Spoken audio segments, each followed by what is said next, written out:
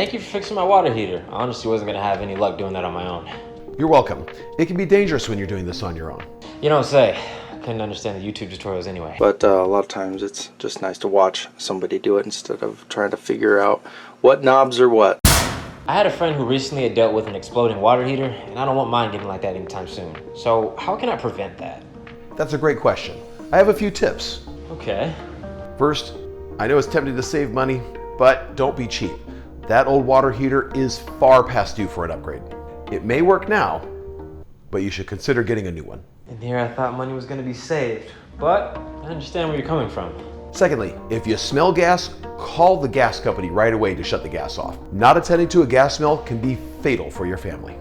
Yeah, I guess that sounds reasonable.